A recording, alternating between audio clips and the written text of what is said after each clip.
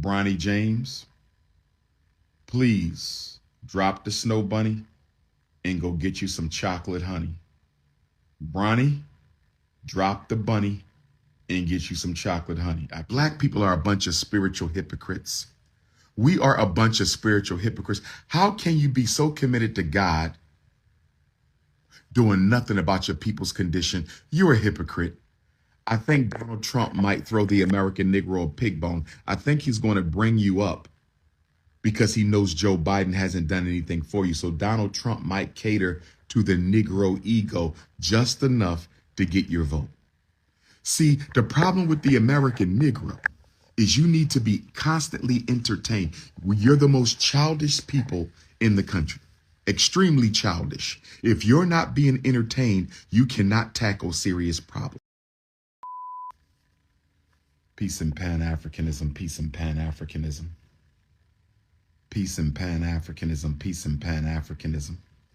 This is your big brother, Dr.Umar Ifatunde Oguntade, coming to you live and direct from the South, from Louisiana, from the Big Easy, from New Orleans. This is your big brother.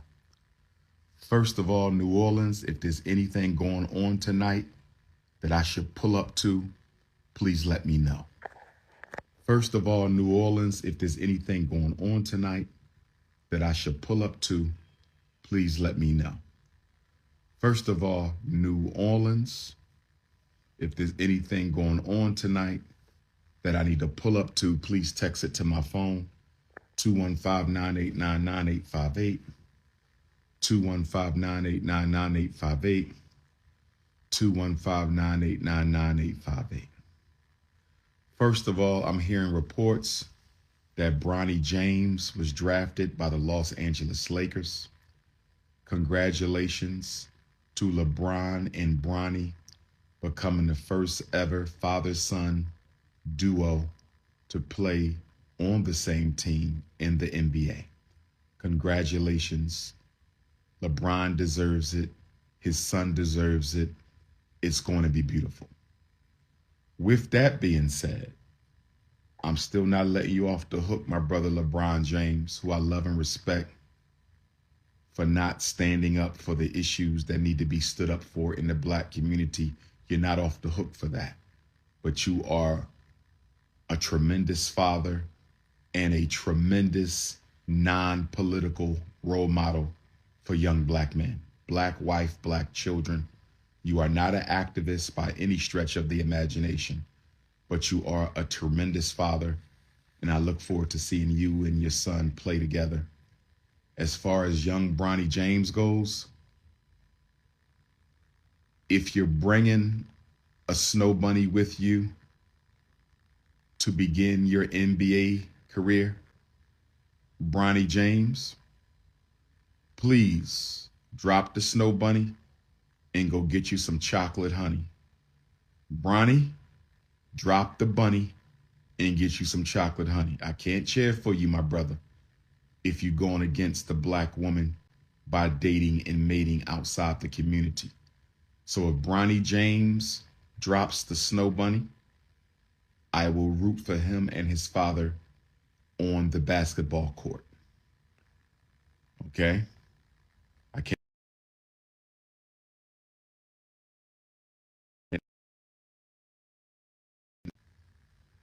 Peace and Pan-Africanism, peace and Pan-Africanism. This is your big brother, Dr.Umar Ifatunde Oguntade, coming to you live and direct from New Orleans, Louisiana, the Big Easy. Dirty South, the 504, French Quarter, I am in the building. French Quarter, I am in the building. French Quarter, New Orleans, I am here. Dirty, dirty. Brothers and sisters, reports are coming out that the CNN, Caucasian News Network, has denied all Black media outlets the right to cover tonight's presidential debate. I'm getting this message from brothers and sisters all over the country that the Caucasian News Network is not letting any Black media outlets cover the presidential debate tonight. I want to know, why are you surprised? I want to know, why are you appalled? I want to know, why would you think anything else would have happened? We are disorganized. We fight more with each other than we do with our enemies. We have no economic program for ourselves at all. We never focus on uplifting our brothers and sisters on the bottom.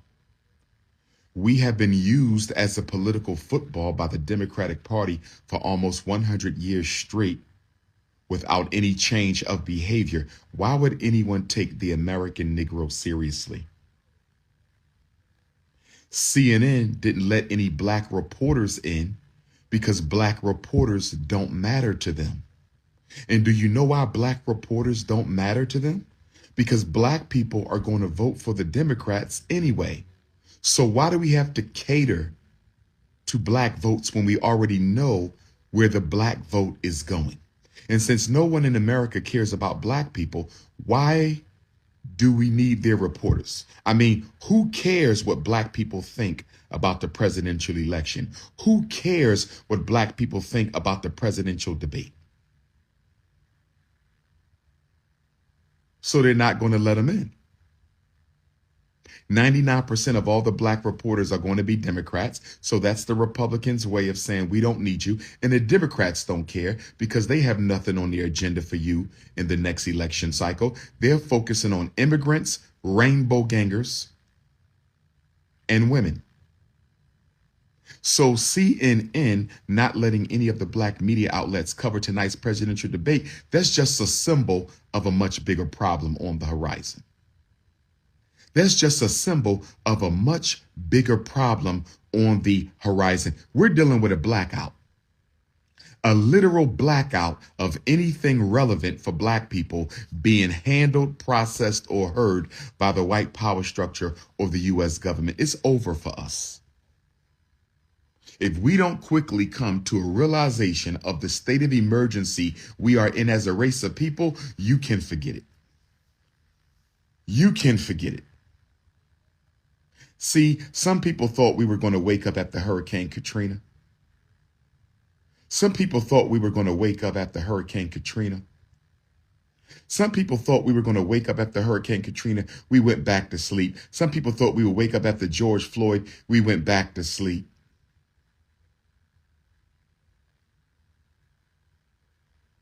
You wonder why we are a reactionary people? Why do we always react to what the government does? We react to what the police do. We react to what white people do. Why are black people so reactionary? You know why? We're only energized to make a difference when white people piss us off. If white people are not pissing us off, we could care less about what happens to black people. We are completely reactionary. Caucasians control black people's entire agenda list. We only react to racism. We do not proactively do anything for ourselves. And the reason we don't proactively do anything for ourselves is we don't have enough love to do anything for ourselves. So y'all can stop with all the religious talk. I'm so tired of the religious talk. Black people are a bunch of spiritual hypocrites. We are a bunch of spiritual hypocrites. How can you be so committed to God doing nothing about your people's condition? You're a hypocrite. You're so committed to the church, so committed to the masjid, so committed to the temple. But yet you're completely comfortable with your people struggling and suffering. Spiritual hypocrisy. Spiritual hypocrisy. I will watch Bronny James play when he drops the snow bunny. I don't support black men who date out the race. So until Bronny James stops bunny hopping, I can't do it. I'm happy for him and his father, though. I love to see that black father, black son together on the basketball court. That's going to be great. That's going to be great. I love to see that. That father, LeBron James is a great father. He's no activist at all. That's the biggest lie ever told. He's no activist at all, but he's a tremendous father. And I look forward to him and Bronny James playing on the court together. If Bronny James stops bunny hopping, if he doesn't stop bunny hopping, I can't support that. But let's talk about more important matters right now. Let's talk about more important matters right now. Let's talk about more important matters right now. Tonight's presidential debate is going to be interesting because I want to see whether or not Black people's issues are addressed at all. I suspect Donald Trump might throw you all a pig bone. I think Donald Trump might throw the American Negro a pig bone. I think he's going to bring you up because he knows Joe Biden hasn't done anything for you. So Donald Trump might cater to the Negro ego just enough to get your vote. I do suspect that former President Trump might throw you a pig's feet bone. He might throw the American Negro a pig's feet bone because he knows Joe Biden is very weak on the Black agenda. He's completely ignored you for 4 years. And so I can see Donald Trump saying something on behalf of Black folks, not because he cares, but just to get your vote. But I really don't think you're going to be a topic tonight. I really don't think you are going to be a topic tonight because you are very comfortable being politically irrelevant. We have been politically irrelevant for quite some time, and especially since the election of Barack Hussein Obama. So since Black people like being politically irrelevant, I really don't think your issues are going to be broadcast too much tonight. Okay? But this is just the beginning. You have seen nothing yet. This is just the beginning. And let me be honest with y'all. I don't want to rain on your integrationist parade. I don't want to rain on your assimilationist parade. But let me say this to you, brothers and sisters. Once there are enough migrants in the Black community, once there are enough immigrants in the Black community, once they have finished destroying Black political power by separating us from each other with our voluntary permission, I believe that the government is going to empower these immigrant groups to start physically attacking African people. I hope you're listening to me. This is not a game. This is not a joke. This is not funny. Once there are enough migrants in this country, you're going to start seeing immigrant attacks on American Blacks. It's coming. We are about to repeat our history in America. The only difference is it won't be white people inflicting the violence. It's going to be their weaponized immigrants. You're going to repeat your history in this country, but only this time it won't be Caucasians carrying out the brutality. It's going to be immigrants carrying out the brutality. Oh, yes, it's coming.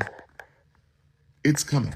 Because as far as America goes, we are an unnecessary, unneeded population of useless eaters. And on top of that, we keep on talking about reparations, which is a stain on America's reputation because we keep on reminding her about the debt she owes to the enslaved African.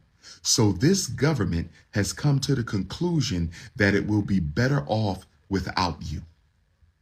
This country has made up its mind that it will be better off without you. And that's why they are gentrifying and bringing migrants in all over the country. New York and Chicago are just the most exaggerated campaigns of forced ethnic cleansing of American Blacks, but they're slowly doing it all over the country. While you sitting around waiting for reparations, they are physically diluting your strength, mass incarcerating your men. They have normalized Black femicide and infant mortality and maternity death. Have you realized that there's nothing functional about the Black community? There's nothing at all functional about the Black community. What's functional in our community? The Black church does nothing for the Black community. It's dysfunctional. Gangster rap and hip hop does nothing for the Black community. It's dysfunctional. The Black businesses do nothing for the Black community. but rob it and take their wealth back to a white suburb where they live. Completely dysfunctional. Fraternities and sororities don't do anything for the black community. They're dysfunctional. What is functional in the black community? I know. You functionally use your paycheck to empower people in other communities while you splurge on useless material garbage. That's the only thing functional. You functionally deprive your community of your money while you give it to other people, and they take your spending power and they translate it into political weaponization against the black community. We literally finance our own gentrification. We literally finance our own political subjugation. We literally finance our own economic retardation. We keep on having history conferences.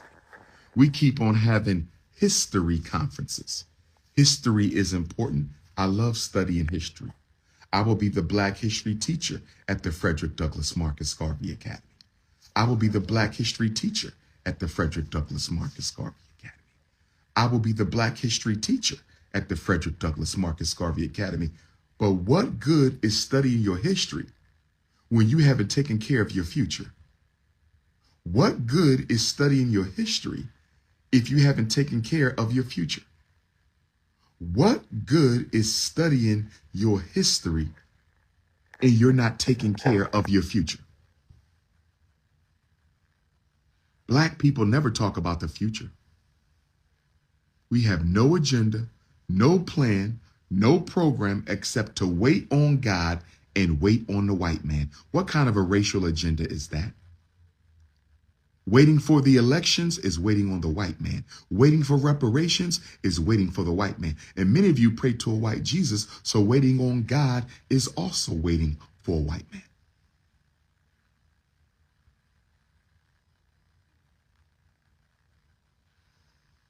Somebody said we was here 200 years before the white people.